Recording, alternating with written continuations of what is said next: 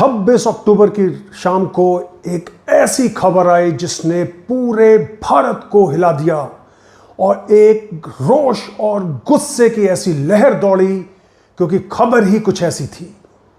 जी हां, कतर में काम करने वाले 8 भारतीय एक्स नेवल ऑफिसर्स और सेलर्स को वहां की सरकार ने, वहां की कोर्ट ने मृत्यु दंड दे दिया था, उनको डेथ सेंटेंस दे दिया था।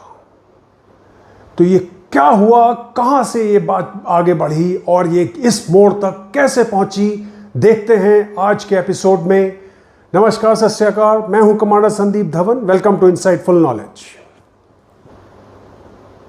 एंड अगस्त 2022 में ये 8 जो भारतीय एक्स नेवल पर्सनल थे, इनको डिटेन किया वहाँ की स्टेट सिक्योरिटी ब्यूरो ने, जो कतर की है, बिना किसी चार्जेस के, बिना किसी सम्मन के, रात के अंधेरे में।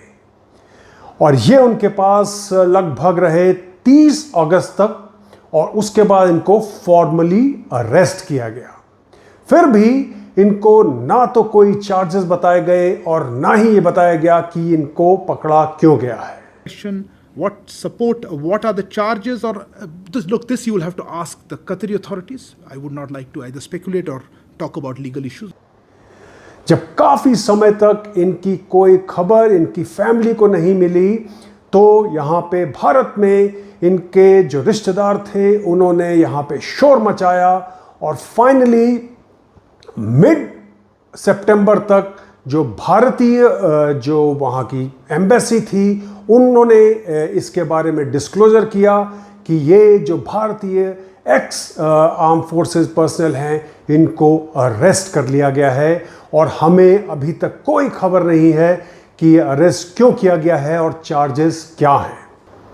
बहरहाल 30 सितंबर को लास्ट ईयर इनको अपनी फैमिली से बात करने दिया गया, और अक्टूबर में भारतीय कौंसल जनरल को, कौंसलेट को एक्सेस दिया गया इन 8 भारतीय एक्स नेवल पर्सनल के साथ मिलने का, जेल में, जहां पे ये सॉलिटरी कन्फाइनमेंट में थे। The update that I have is that today we got our second consular access. Our embassy officials were able to meet the detainees and ascertain their well-being. तो ये भारतीय जो एक्स नेवल पर्सनल थे, कौन थे, क्या नाम थे इनके, मैं ये आपको बताता हूं।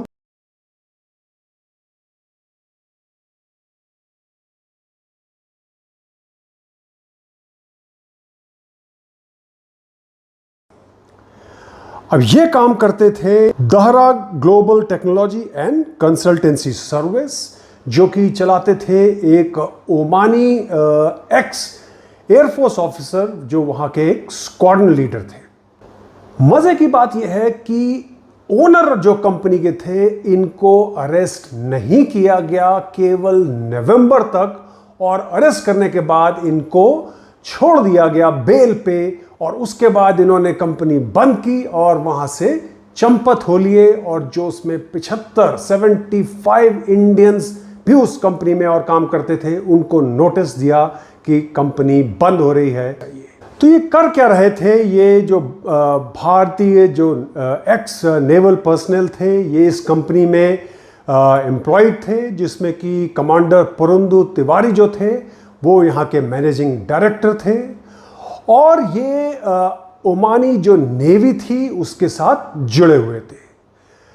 क्योंकि कोई भी खबर इस तरह की नहीं आ रही थी कि ये इनके ऊपर चार्जेस क्या हैं, तो बहुत डिगिंग की गई, बहुत तरह के सोर्सेस को निकाला गया, और इसके बाद ये पता चला कि ये जो वहाँ की एक सबमरीन प्रोजेक्ट था, उसके ऊपर काम कर रहे थे।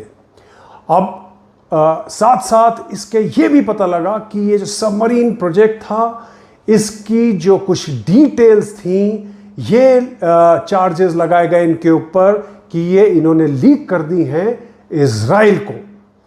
तो ये एक बहुत ही गंभीर इनके ऊपर इल्ज़ाम लगा दिया गया कि ना तो कोर्ट की जो हियरिंग थी वो पब्लिक थी, ना तो कोर्ट के जो चार्जेस थे वो पब्लिक थे, ना ही इनको कहीं फॉर्मल बताया गया कि चार्जेस क्या हैं। तो एक तरह का इतना बड़ा ये हौच पौच किया कतार की गवर्नमेंट ने और उनकी आर्म फोर्सेस ने। इसके बारे में एक और बहुत बड़ा खुलासा ये भी है कि बहुत बड़ा टसल चल रहा है इस समय कतर में। ये जो वहाँ की आर्म फोर्सेस के जो कॉन्ट्रैक्ट्स हैं इनको लेने के लिए, क्योंकि कतर जो है अपने आर्म फोर्सेस को एक्सपैंड कर रहा है और उसमें बहुत ज़्यादा पैसा जो है वो पंप इन कर रहा है, और उसको लेने के लिए ये टसल है। उसमें फंसी ये ओमानी कंपनी और ओमानी कंपनी के ये एक्स भारतीय जो नौसेना के पर्सनल हैं ये। इसके साथ पीछे से ये भी खबर आई कि इसमें पाकिस्तान की जो स्पाई एजेंसी ISI है उसका भी बहुत बड़ा हाथ है, क्योंकि इस तरह से हो सकता है कि उन्होंने उनके जो इलेक्ट्रॉनिक जो पूरा जिस एविडेंस के ऊपर इनके ऊपर चार्ज लगाए हैं कतर गवर्नमेंट ने, वो ISI ने प्लांट किए थे। 2019 में कतारी गवर्नमेंट के कहने पे, रिकमेंडेशन पे, कमांडर पुरुंद तिवारी को प्रवासी भारतीय का सम्मान दिया गया और उनको अवार्ड दिया गया भारतीय प्रेसिडेंट से। Purnendru Chandra Tiwari from Qatar, from the field of training and simulation. बहुत बहुत बधाई आपको। Ladies and gentlemen, please everyone put your hands together, please.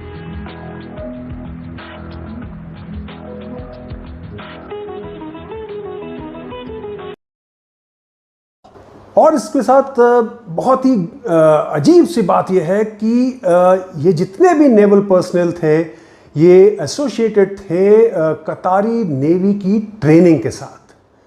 तो ये कहाँ से एसोसिएट कर दिए गए वहाँ के सीक्रेट डॉक्यूमेंट्स के साथ, और वो सीक्रेट डॉक्यूमेंट्स लीक हो गए और उसका इलेक्ट्रॉनिक ट्रेल भी अवेलेबल थी और वो इजरायलीज को मिली।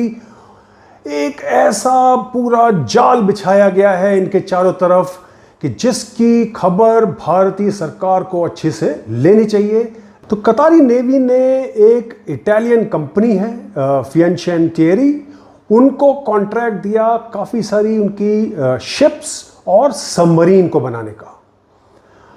हालांकि जो शिप्स का है काम वो काफ़ी चल रहा है, लेकिन सबमरीन का जो कॉन्ट्रैक्ट उनके साथ हुआ था वो कभी आगे बढ़ा ही नहीं। और फियांचेंटिएरी ने इसको एक्सप्लेन भी नहीं किया जब उनसे कांटेक्ट किया गया कि ये प्रोजेक्ट क्या हुआ, क्योंकि जो कतारी रॉयल फैमिली है और उसके जो सदस्य हैं उन्होंने बहुत बड़ा जाल फैलाया हुआ है अपनी डिफेंस प्रोक्योरमेंट की कंपनीज का ऑल ओवर कतर और ऑल ओवर यूरोप। उनकी कई जो कंपनीज हैं वो इटली में हैं। तो एक कंपनी है इटालियन शिप मेकर, उसका नाम है M23, जो कि एक और शिप मेकिंग कंपनी है GSE ट्राइस्टे, उसका पार्ट है। अब इन सब से जुड़े हुए हैं तौफीक अबी फदेल। ये जो हैं ये कतारी रूलिंग पार्टी के बहुत ही क्लोज हैं और ये हैं लीगल हेड एक बारजान होल्डिंग्स करके है, जो कि दोहा बेस्ड कतारी गवर्नमेंट की कंपनी है। और ये जो बारजान होल्डिंग है ये कतर डिफेंस मिनिस्ट्री का भी एक पार्ट है। बारजान होल्डिंग के जो चेयरमैन हैं वो हैं खालिद बिन मोहम्मद अल अतियाह। ये minister of state defence Qatar के हैं। और जो ये सबमरीन्स थी ये मिडजेट सबमरीन्स थी, स्पेशल ऑपरेशंस में कमांडोज और स्पेशल फोर्सेस इन सबमरीन्स को यूज़ करते हैं। तो इनको जो प्रोक्योर किया जा रहा था वो थी दोहा बेस्ड लिमिटेड लायबिलिटी कंपनी, उसका नाम था अल शमाल 3। और इसको भी बारजान होल्डिंग के जो चीफ एग्जीक्यूटिव ऑफिसर हैं नासिर हसन अल नईमी वो रन करते हैं। और उनका काफ़ी इन्वेस्टमेंट है M23 जो इटालियन शिप मेकिंग कंपनी है। तो पूरे ये ट्रांजैक्शंस जो थे ये मई 2020 तक कंप्लीट कर दिए गए।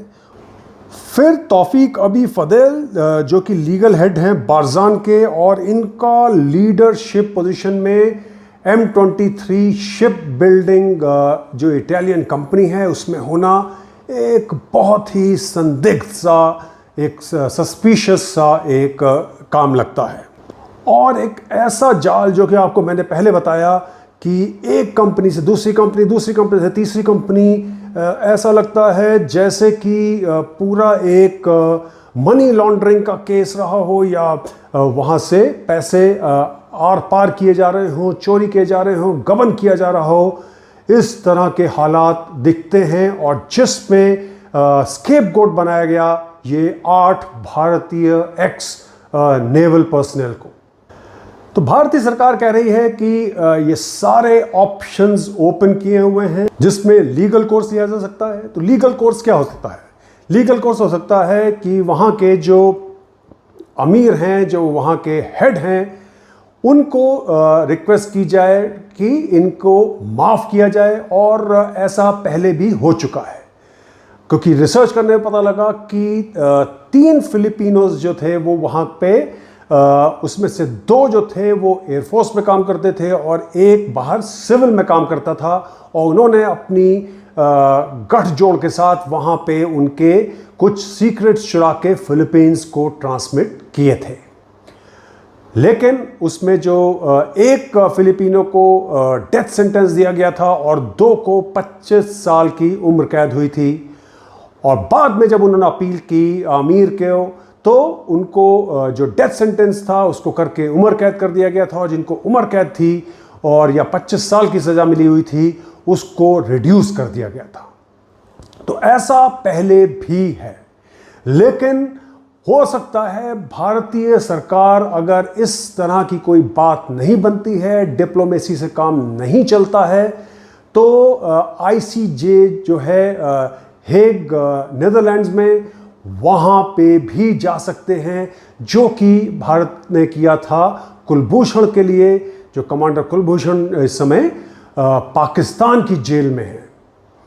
तो ये काफ़ी कॉम्प्लिकेटेड मामला है और क्लैरिटी जो है कतर की गवर्नमेंट ने इस पे बिल्कुल नहीं दी है। इनफैक्ट उनको गिरफ्तार किया गया था अगस्त में, और उनका जो केस फाइनली शुरू हुआ वो मार्च 2023 में शुरू हुआ। तो इतने महीनों तक बिना किसी सबूत के, बिना किसी कारण के उनको सॉलिटरी कन्फाइनमेंट में इतने कड़े अंदाज में रखा गया। कतर की सरकार जो है काफ़ी एंटी इंडिया स्टैंड भी लेती रही है पिछले दिनों, लेकिन साथ साथ भारत के संबंध कतर के साथ काफ़ी मजबूत भी होते रहे हैं। तो एक बहुत विचित्र सा ये पूरा प्रक्रिया लगती है, क्योंकि एकदम से जैसे ही भारत ने इजराइल का साथ दिया हमास के साथ लड़ाई में, तो ऐसा लगता है कि जैसे उन्होंने एक्सेलरेट कर दिया इंडियन नेवल पर्सनल का जो ये डेथ सेंटेंस है उसको। बहरहाल भारतीय सरकार को आगे बढ़ना है और पूरे डिप्लोमेटिक प्रेशर के साथ हर तरीके से ये मामले को शांति प्रिय ढंग से सुलझाना है, सो दैट ये जो हमारे भारतीय एक्स नेवल पर्सनल हैं ये वापस आ सकें और अपनी फैमिलीज के साथ मिल सकें। तो आज इतना ही, और इसके ऊपर मैं अपडेट देता रहूँगा आपको। Thank you so much for watching. नमस्कार, सत श्री अकाल। मैं हूँ कमांडर संदीप धवन।